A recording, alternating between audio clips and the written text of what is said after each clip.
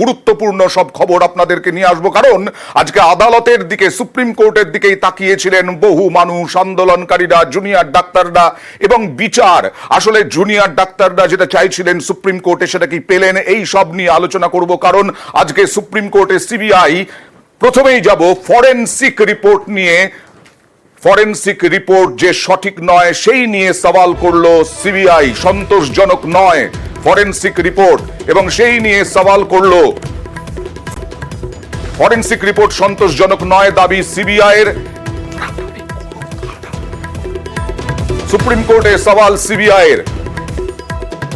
নমুনা সংগ্রহ নিয়েও প্রশ্ন কেন্দ্রীয় এজেন্সির, সওয়াল সিবিআই নমুনা সংগ্রহ নিয়েও কেন্দ্রীয় তদন্তকারী সংস্থার প্রশ্ন। কথা বলবো প্রতিনিধি মৈত্রীর সঙ্গে। মৈত্রী, কি বললো ফরেনসিক নিয়ে, ফরেনসিক টেস্ট নিয়ে এই সিবিআই? দেখো, সিবিআই এর তরফ থেকে সিবিআই এর সলিসিটর জেনারেল তুষার মেহতা তিনি উল্লেখ করেন যে ফরেনসিক রিপোর্টের ক্ষেত্রে তাদের কিছু প্রশ্ন রয়েছে। কেন প্রশ্ন রয়েছে তারা উল্লেখ করছেন যে পরিস্থিতিতে ফরেনসিক রিপোর্ট কালেক্ট করা হয়েছিল এবং যে তথ্য প্রমাণ রয়েছে সেই পরিপ্রেক্ষিতে যে ফরেনসিক রিপোর্ট এসেছে সেটা সন্তোষজনক নয় বলে তারা মনে করছেন, এবং একই কারণে তারা দ্বিতীয়বার ফরেনসিক টেস্ট করাতে চান। এবং তাদের প্রশ্নের জায়গায় তারা খুব পরিষ্কার, তাদের বক্তব্য হচ্ছে যে যেভাবে নমুনা সংগ্রহ হয়েছিল সেই নমুনা সংগ্রহ কে করেছিলেন এবং কিভাবে করেছিলেন সেই বিষয় নিয়ে তাদের কিছু প্রশ্ন রয়েছে, এবং এই কারণেই তারা দ্বিতীয়বারের জন্য ফরেনসিক টেস্ট করাতে চান এইমস অথবা অন্য কোনো প্রতিষ্ঠানে, অন্য কোনো কেন্দ্রীয় প্রতিষ্ঠানে, এবং সেই কথা আজকে তারা স্পষ্টভাবেই সর্বোচ্চ আদালতের কাছে তারা উল্লেখ করেন। আজকে যে রিপোর্ট তারা দিয়েছেন সেই রিপোর্টের বিস্তারিত সেখানে রয়েছে, যদিও রিপোর্টের সমস্ত অংশ নিয়ে উল্লেখ করা হয়নি। তারা একটি চার্টের কথা উল্লেখ করেন, সেই চার্টের দিকে তারা দৃষ্টি আকর্ষণ করেন প্রধান বিচারপতি সহ 3 বিচারপতিরই, এবং সেই চার্টের দিকে তাকাতে বলেন, এবং তারপরেই তারা এই ফরেনসিক রিপোর্ট নিয়ে তারা প্রশ্ন তোলেন, এবং তারা বলেন যে ফরেনসিক রিপোর্টের সংক্রান্ত যে সমস্ত তথ্য তাদের কাছে এসে পৌঁছেছে সেই তথ্য তাদের কাছে সন্তোষজনক মনে হচ্ছে না, এবং সেই কারণেই তারা দ্বিতীয়বারের জন্য ফরেনসিক রিপোর্ট তারা সেই রিপোর্ট কি মঙ্গলবার, মানে আগামী মঙ্গলবারের সময় জমা দিতে বলেছে সুপ্রিম কোর্ট?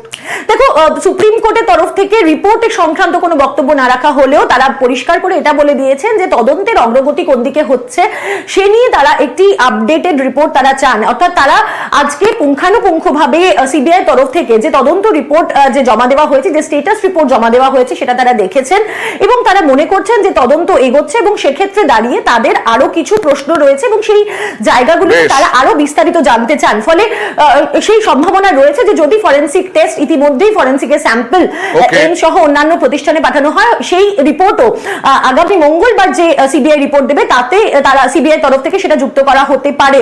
তবে সুপ্রিম কোর্টের তরফ থেকে এই ফরেনসিক রিপোর্ট নিয়ে কোনো সুস্পষ্ট ইঙ্গিত আজকে দেওয়া সন্তোষজনক নয় দাবি সিবিআই এর। আর এদিকে পোস্টমর্টেম নিয়েও জনস্বার্থ মামলাকারী তারা বললেন যে পোস্টমর্টেম সন্ধ্যে 6টার পরে কিভাবে, এমনকি প্রধান বিচারপতিও প্রশ্ন তুললেন যে সত্যি 6টার পরে, সন্ধ্যে 6টার পরে সাধারণত ভারতে কোথাও হয় না, এই পোস্টমর্টেম কিভাবে হলো?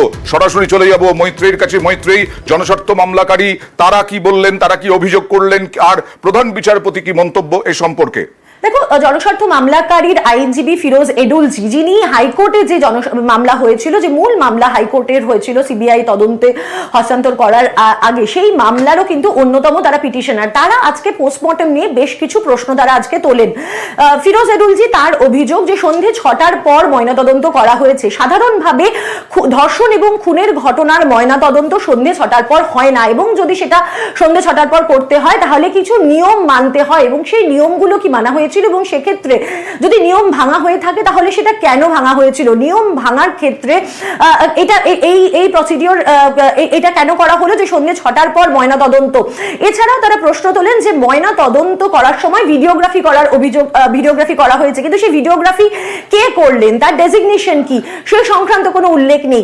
চালান হিসেবে যে চালান আসে, অর্থাৎ একটি দেহ ময়নাতদন্তের সময় একটি চালান দেওয়া হয় যেটি একটি অ্যাডমিনিস্ট্রেটিভ প্রসিডিওর, সেই চালানে উল্লেখ থাকে যে যে দেহটি ময়নাতদন্তের জন্য আসছে তার সঙ্গে কি কি জিনিস পাঠানো হচ্ছে, যেগুলোকে প্রিজার্ভ করা হয়, যেগুলো ময়নাতদন্তকারী অফিসারেরা প্রিজার্ভ করেন, সেই বিষয়গুলো কিন্তু তিনি আজকে উল্লেখ করেন। এবং তার মুখে কিন্তু আজকে উঠে আসে নর্থ বেঙ্গল লবির প্রসঙ্গ। তার বক্তব্য, তার অভিযোগ আজকে সর্বোচ্চ আদালতের কাছে যে এই তিনজন যারা এই ময়নাতদন্ত করেছিলেন, সেই তিনজন ময়নাতদন্তকারী কোনো একটি লবির, অর্থাৎ তারা একটি লবির কথা উল্লেখ করেন তিনি, এবং সেই লবির অন্তর্গত, এবং সেখানে দাঁড়িয়ে ময়না তদন্ত ঠিকভাবে হয়েছে কিনা সে নিয়েও কিন্তু আজকে এখানে পারদিওয়ালা বলেছেন দেহ পরিবারকে কখন দেওয়া হয় সেই তথ্য সিবিআই কে দেওয়া, আমাদের কাছে যে ফাইল দেওয়া হয়েছে সেখানে চালানটি নেই বলছেন তুষার মেহতা।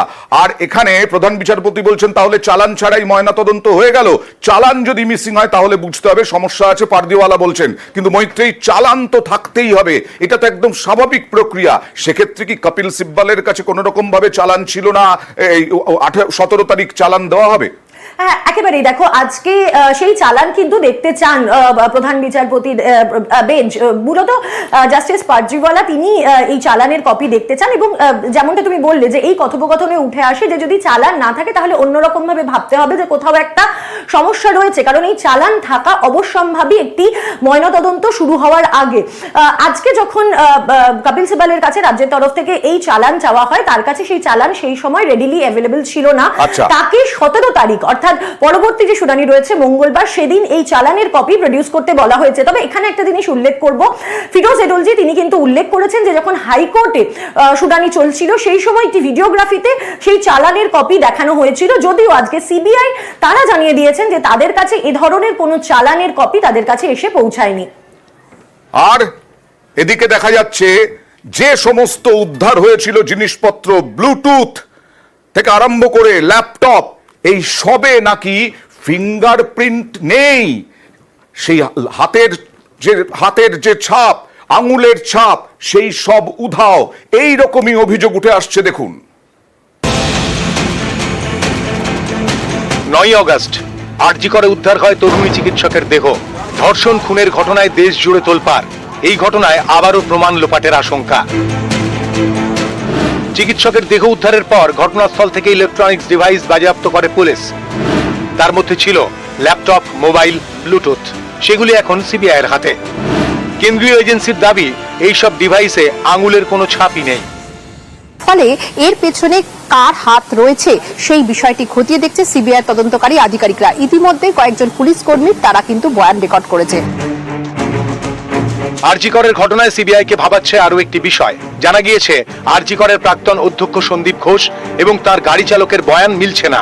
সিবিআই এর দাবি 9 আগস্ট কাক ভোরে গাড়ির চালককে ফোন করেন সন্দীপ। ফোন করে তাকে বাড়িতে ডাকেন। সন্দীপের গাড়ি চালকের এই বয়ান রেকর্ড করেছে সিবিআই। এর আগে সন্দীপ দাবি করেন সকাল 10টার পর তিনি ঘটনা সম্পর্কে জানতে পারেন। সময়ের এই ফারাকি তদন্তকারীদের ভাবাচ্ছে। তাই ওই দিন সন্দীপের গাড়ির গতিবিধি যাচাই করছে সিবিআই। আরজি করে চিকিৎসককে ধর্ষণ খুনের পাশাপাশি আর্থিক দুর্নীতিরও তদন্ত চলছে। আর্থিক দুর্নীতির তদন্তে নেমেছে ইডিও। ইতিমধ্যে সন্দীপ এবং তার ঘনিষ্ঠদের বাড়িতে তারা হানা দিয়েছে। ইডির দাবি আরজি করের দুর্নীতির টাকা অন্য জায়গায় সরানো হয়েছে। এর জন্য খোলা হয় একাধিক সংস্থা। প্রাথমিক পর্যায়ে 8 থেকে 10টি সংস্থার হদিশ পেয়েছে ইডি। ইডির দাবি সংস্থাগুলির বেশিরভাগই সন্দীপের নিকট আত্মীয় ও ঘনিষ্ঠদের নামে। ওই সংস্থাগুলোর একাধিক ডিরেক্টরের নামও পেয়েছে ইডি। নিউজ 18 বাংলা।